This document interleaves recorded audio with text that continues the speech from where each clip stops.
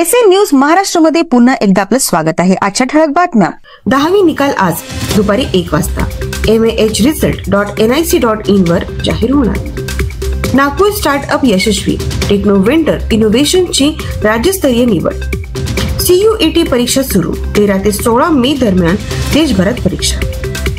बँका बंद, बुद्ध पौर्णिमेनिमित्त सुट्टी। उष्णतेची लाट, विदर्भ मराठवाड्यात 44 डिग्री सेल्सिअसच्या आसपास तापमान।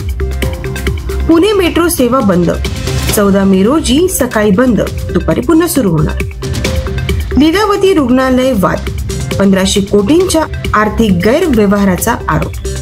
नाशिकमध्ये घरफोडी वाढ, 10 पेक्षा अधिक घटना। नगर विकास निधी कपात, 10,000 कोटींचा खर्च वजावट। गोंदिया, तरुणाचा मृतदेह शेतात गळा कापलेल्या अवस्थेत आढळला। अशाच नवीन बातम्यांसाठी बघत रहा एसएन न्यूज चॅनल महाराष्ट्र। धन्यवाद।